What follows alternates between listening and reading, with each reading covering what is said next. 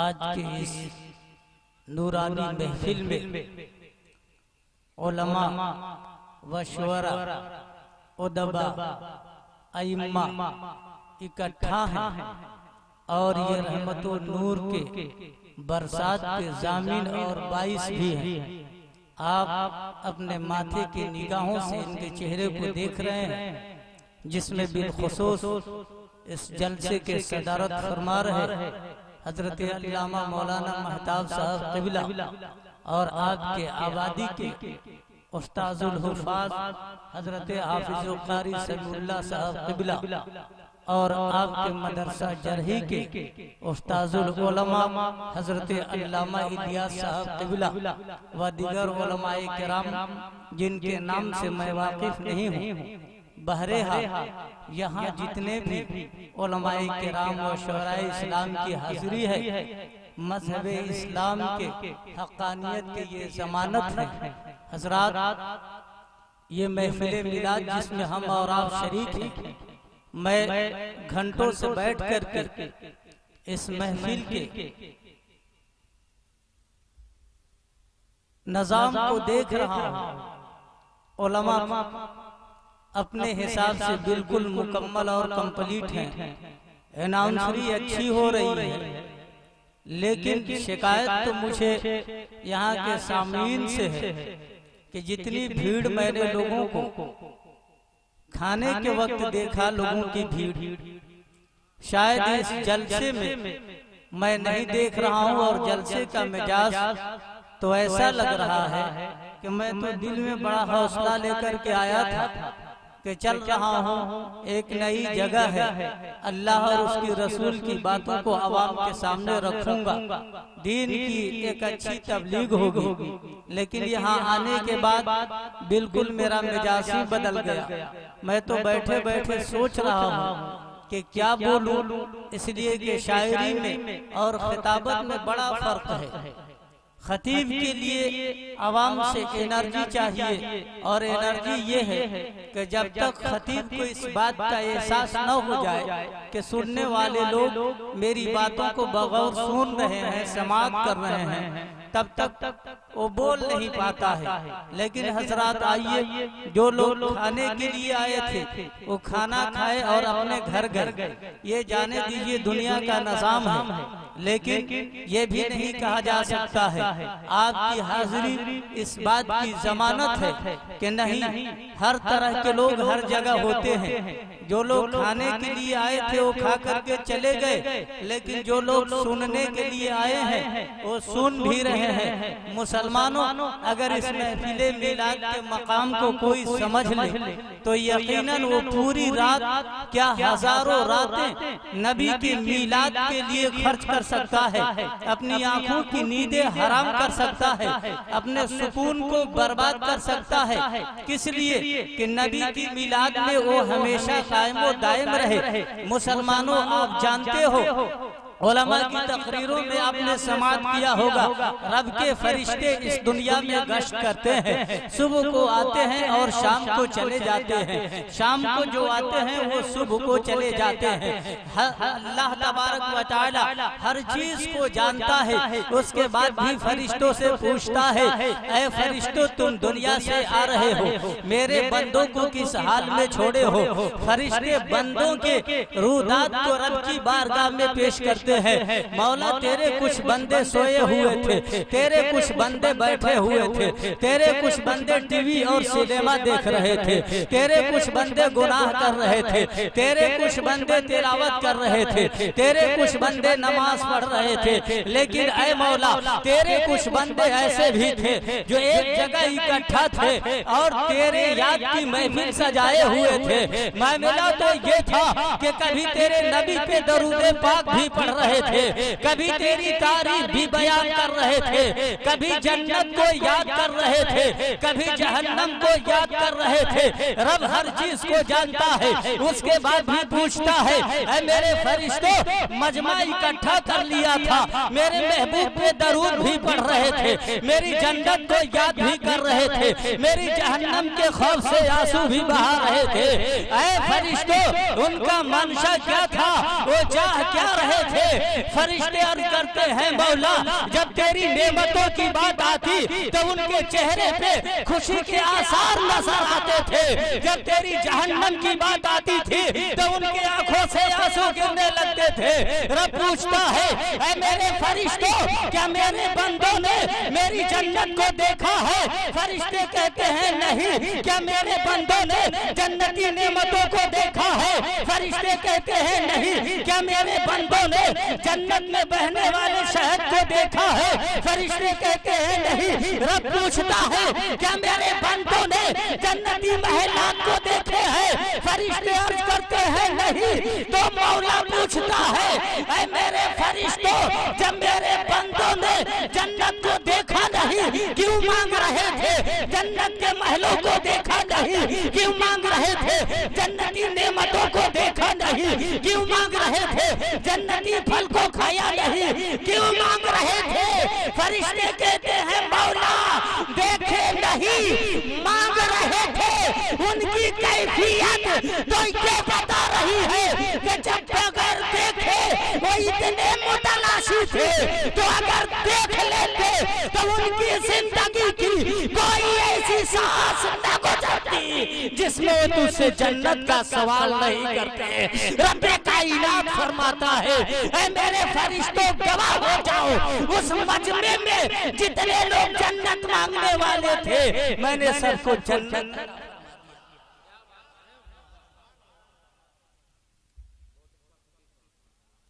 रब फरमाता है फरिश्तों गवाह हो जाओ उस मजमे में जितने लोग जन्नत मांगने वाले थे मैंने सबको जन्नत अता फरमा दिया। उसके बाद रब पूछता है ऐ मेरे फरिश्तों और वो क्या कह रहे थे? फरिश्ते कहते मौला जब तेरे जहन्नम की बात आती थी, जब तेरे जहन्नम के अज़ाबात को बयान करने वाला बयान करता था सुनते थे तो उनके आंखों से आंसू बहने लगते थे। फरिश्तों से रब पूछता है ऐ मेरे फरिश्तों ये तो जरा बताओ मेरे बंदे जहन्नम के नाम से पनाह मांग रहे थे उनकी आंखों में आंसू बह रहे थे। फरिश्ते कहते मौला तू हर चीज को जानता है। यकीनन जब वो जहन्नम की बात आती थी उनके आंखों में आंसू बहने लगते थे, वो जहन्नम से पनाह मांग रहे थे। रब्बे कायनात पूछता है ऐ मेरे फरिश्तों क्या मेरे बंदों ने जहन्नम को देखा है? फरिश्ते कहते देखे नहीं है। क्या मेरे बंदों ने जहन्नम में होने वाले आज़ाब को मुलाहिजा किया? फरिश्ते कहते नहीं किया। ऐ मेरे फरिश्तों जब मेरे बंदों ने जहन्नम को देखा नहीं तो फिर जहन्नम से पनाह क्यों मांग रहे थे? फरिश्ते कहते हैं मौला इसलिए पनाह मांग रहे थे कि तेरे महबूब ने जहन्नम की कैफियत उनसे बयान कर दिया है। तेरे महबूब की बातों पे यकीन रख करके जहन्नम से दूरी तलब कर रहे थे। रब फरमाता है मेरे फरिश्तों गवाह हो जाओ उस मजमे में जितने लोग जहन्नम से दूरी मांग रहे थे मैंने सब पे जहन्नम हराम कर।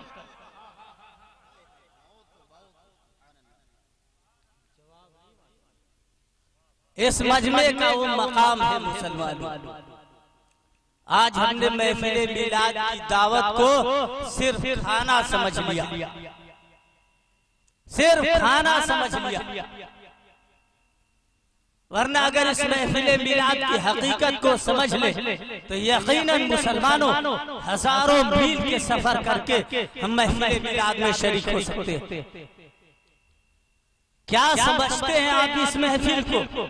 ये नबी की मिलाद है और अकीदत तो ये कहती है कि अगर कोई इंसान अपने घर से निकलता है महफिल मिलाद में शिरकत के लिए और अल्लाह के फजल से उसकी रहमत से मौत चूंकि बरहक है महफिल मिलाद में पहुंचने से पहले, पहुंचने के बाद या घर वापस आने से पहले अगर रास्ते में महफिल मिलाद में जाने वाले का इंतकाल हो जाए, मौत का फरिश्ता आ जाए तो हदीस की रोशनी में जिम्मेदारी के साथ अर्ज करके गुजर जाना चाहता हूँ कि कल क़यामत के दिन अल्लाह उसे उलमा के सब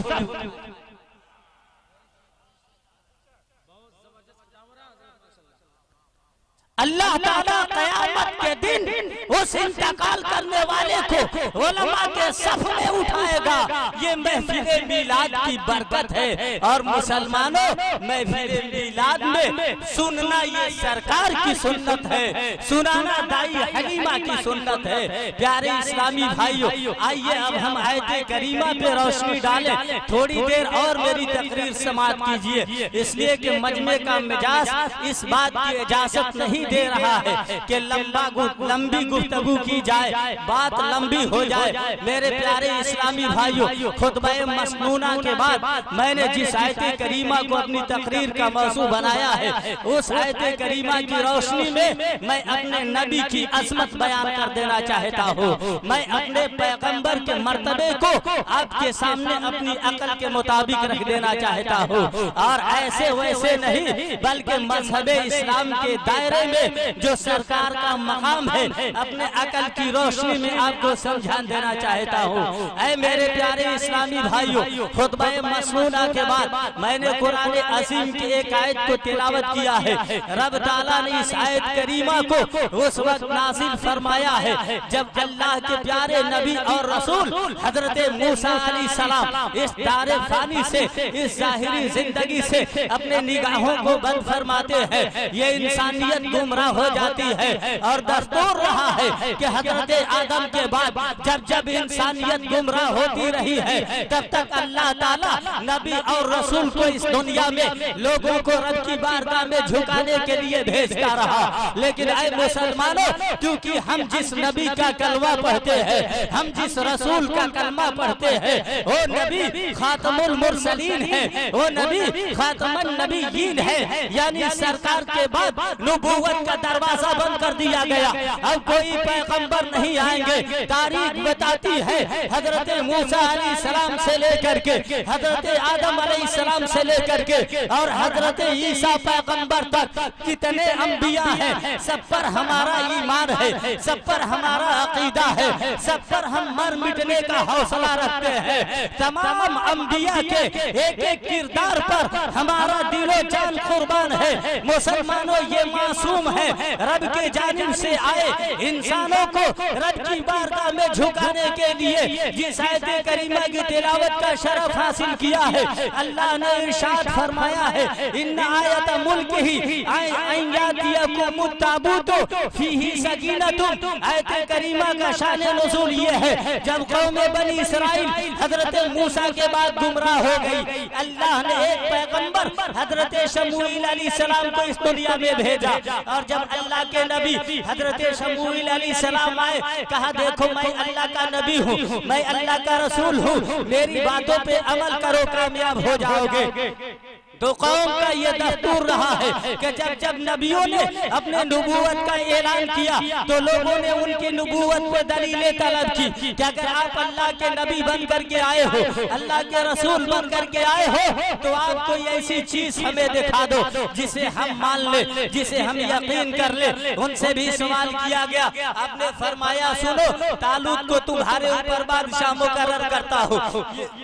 ये मुल्क अल्लाह का है और अल्लाह जिसे चाहता है बादशाह बना देता है। तालूत बादशाह बनेंगे। लोगों ने कहा आप ये कैसे हो सकता है, वो तो हम ही लोगों में से है। आपने फरमाया सुनो, उनकी बादशाहत रब की तरफ से है। लोगों ने कहा इसकी दलील क्या है? आपने फरमाया सुनो, तुम्हारे पास रब के जानिब से एक संदूक आएगा और उस संदूक का मामला ये होगा कि अगर कोई बेकरार देखेगा उसे करार मिल जाएगा, अगर कोई बेचैन देख लेगा तो उसे चैन मिल जाएगा, अगर कोई हैरान देख ले उसकी हैरानी दूर हो जाए, अगर कोई परेशान देख ले उसकी परेशानी दूर हो जाए, अगर कोई बे औलाद देख ले तो साहबे औलाद हो जाए। और उस बख्श की फजीलत ये होगी कि अगर तुम मैदान जंग में उसे लेकर के जाओगे तो अल्लाह ताला उस संदूक की बरकत से तुझे फतह अता फरमा देगा।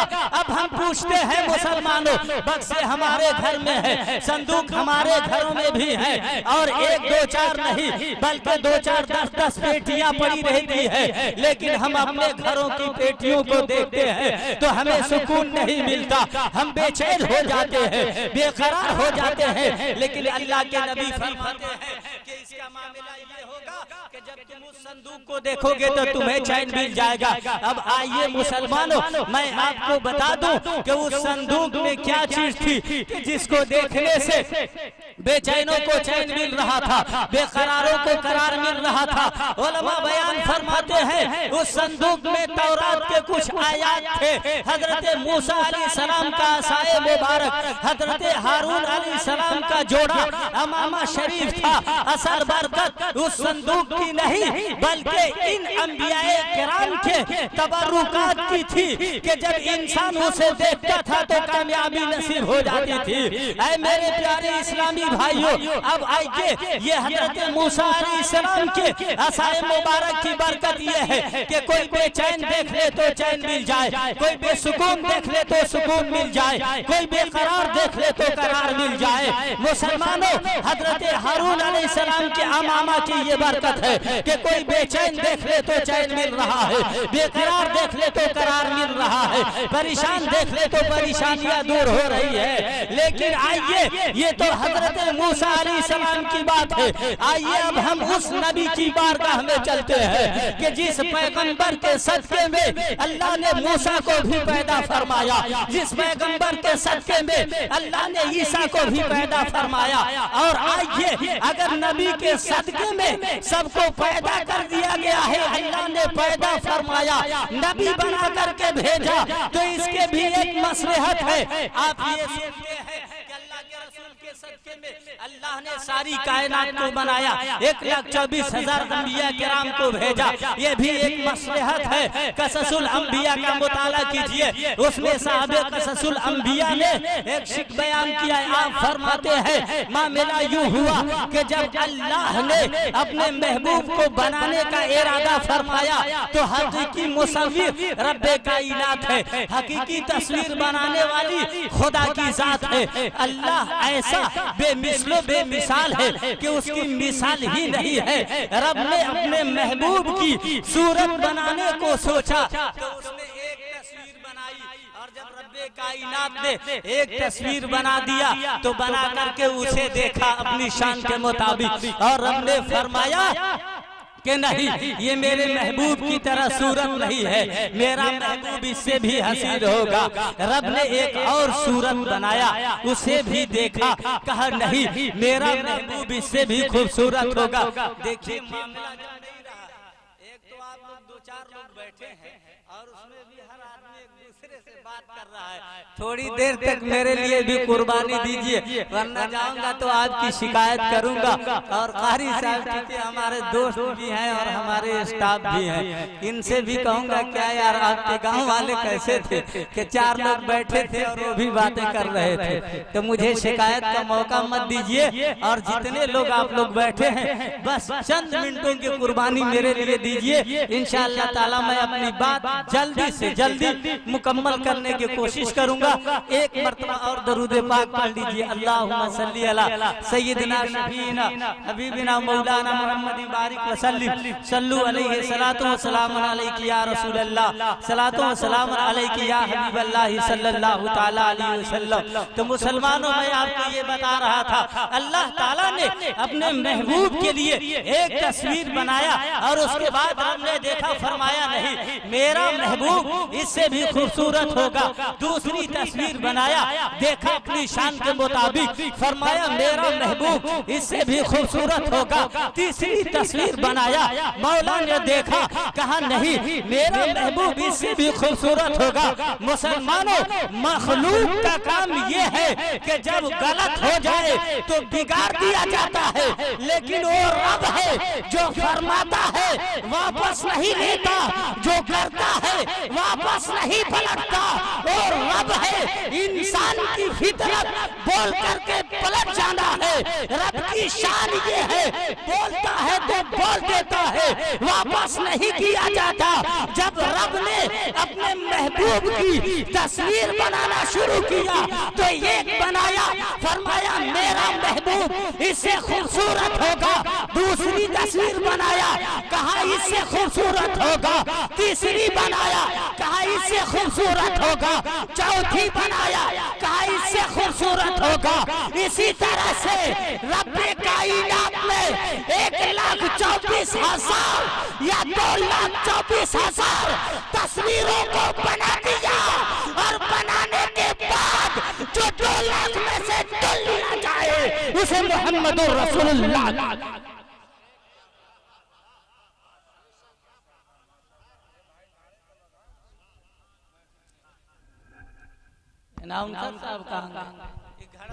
नारे तकबीर, नारे रिसालत, मसलके आला हजरत, फैज़ाना आला हजरत, नारे तकबीर, नारे रिसालत या रसूल अल्लाह। हमको लगता है लोग जिसको जुब्बा कुब्बा देखते हैं उसी को मौलाना शायद मानते हैं।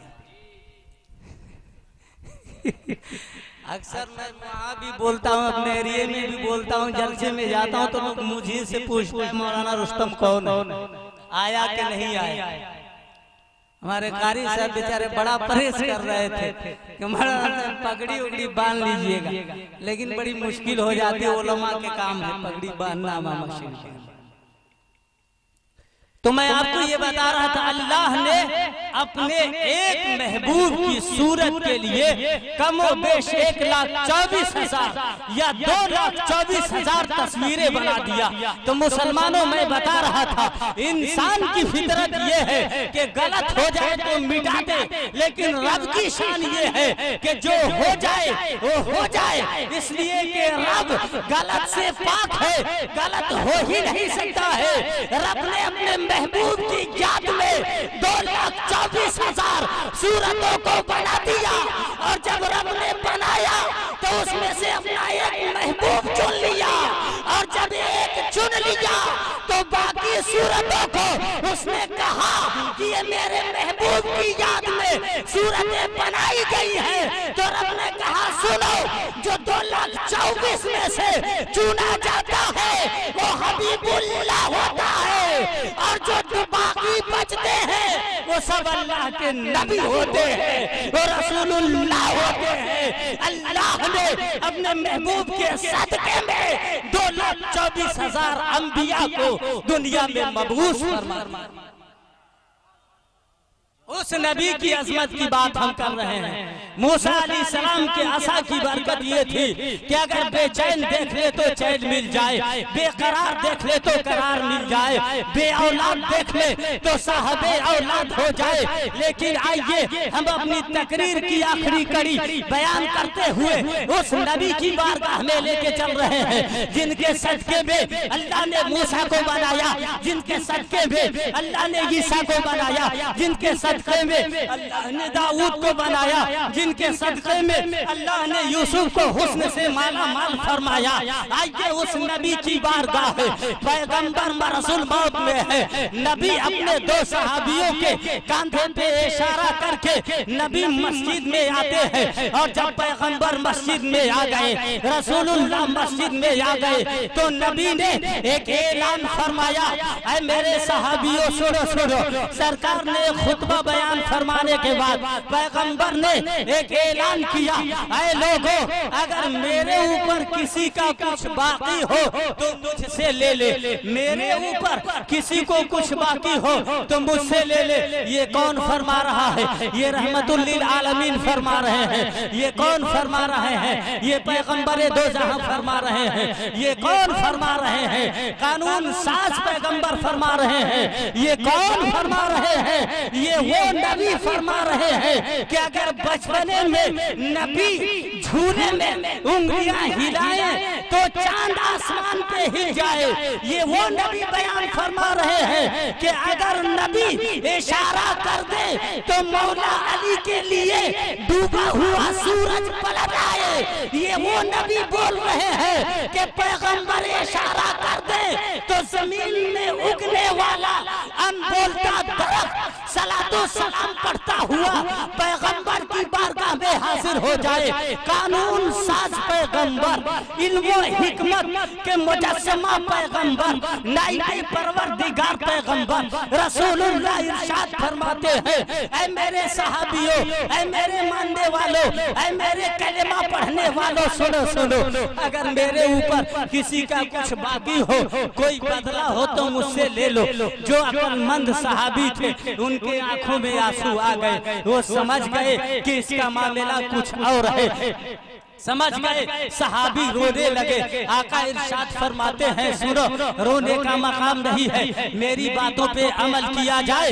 अगर मुझ पे किसी का कुछ बाकी हो तो बदला मुझसे ले ले। सहाबा समझ गए, लगता है सरकार अब जाहिरी जिंदगी में बहुत कम वक्त रहने वाले हैं। मेरे प्यारे इस्लामी भाइयों, एक सहाबी ने खड़ा होकर के कुछ दिरहम का मुताला किया। आका इरशाद फरमाते हैं, इसे अदा कर दिया जाए। उसके बाद एक सहाबी रसूल जिनका नाम हजरत ओकाशा है, खड़े होते हैं और अर्ज करते हैं, या रसूल अल्लाह, तबीयत तो नहीं चाह रही थी, लेकिन सरकार अगर आपका ऐलान है तो हुक्म नबी पे अमल करना हमारे लिए वाजिब व जरूरी है।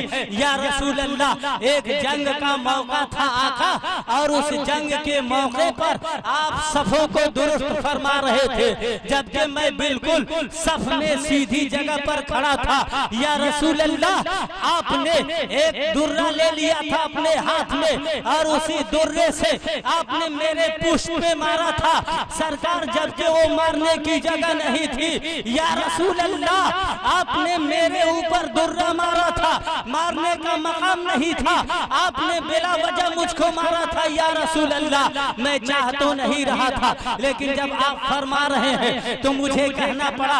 आका ने पूछा, मतलब क्या है? अर्ज करते हैं, या रसूल अल्लाह, मतलब ये है कि मैं चाहता हूँ कि उसी दुर्रे से आपके जिस्म पे मार करके मैं अपना बदला बराबर कर लूं। ऐ मुसलमानों, सरकार ऐसे आलम में है कि सहाबा की आंखों से आंसू जारी है, और एक सहाबी रसूल अर्ज करते हैं, या रसूल अल्लाह, चाहता ये हो कि मार करके मैं अपना बदला बराबर कर लूं। आका इरशाद फरमाते हैं, ऐ ओकाशा, मैंने तुझे मारा था। हाँ या रसूल अल्लाह, आपने मारा था।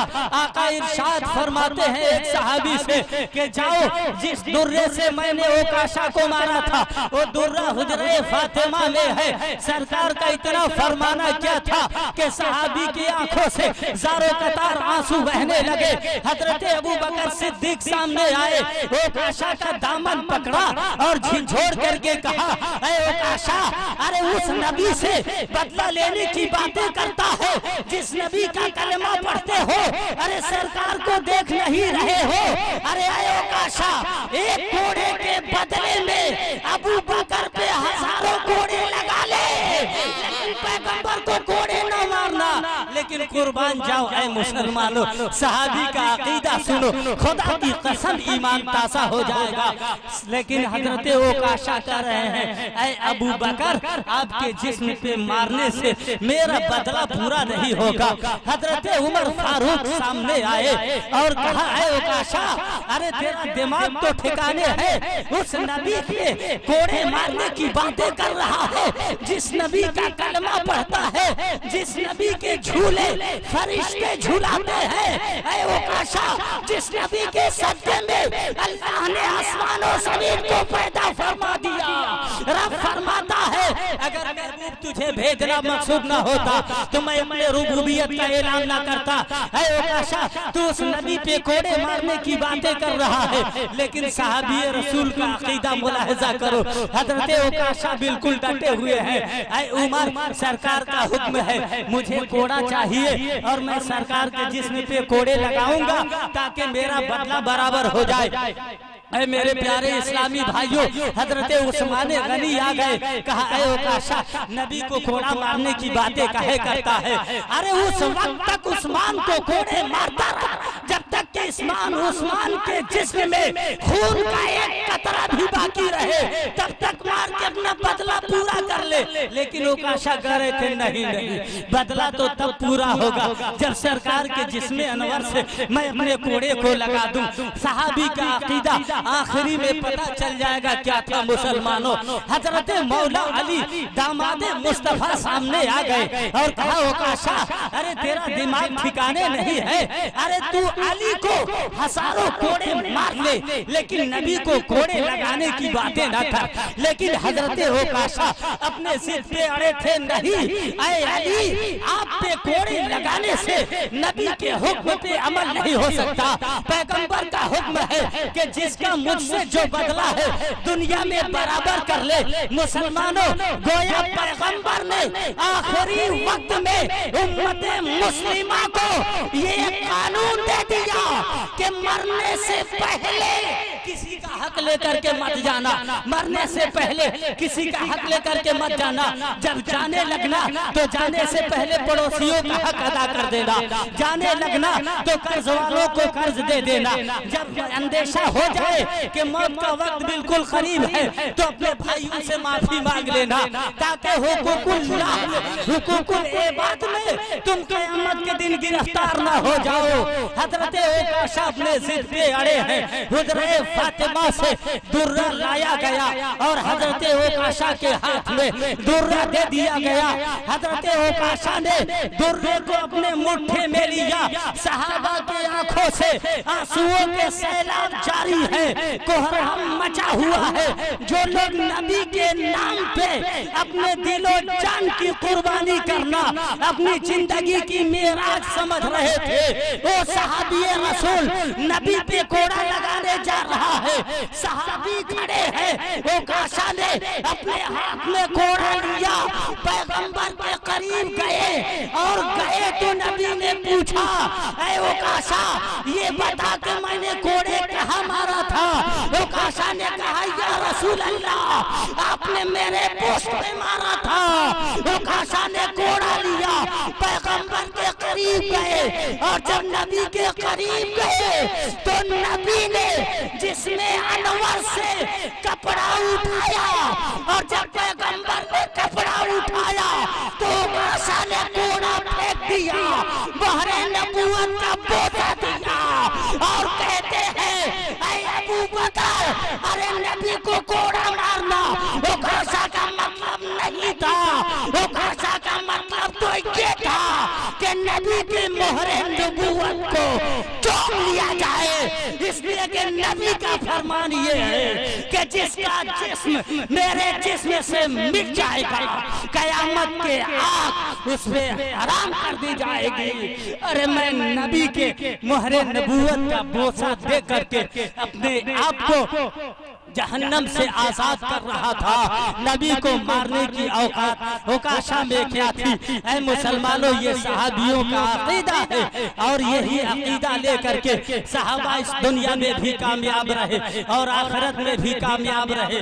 और मैं भी ये दुआ करते हुए अपनी बातों को मुकम्मल कर रहा हूँ कि रब्बे कायनात आपको और हमको और तमाम इस आबादी के सुन्नी जाले मुसलमानों को अल्लाह ताला अपने महबूब के मोहब्बत में सुलाए और अपने नबी की मोहब्बत में जगाए। जब तक हम जिंदा रहे नबी की मोहब्बत में जिंदा रहे।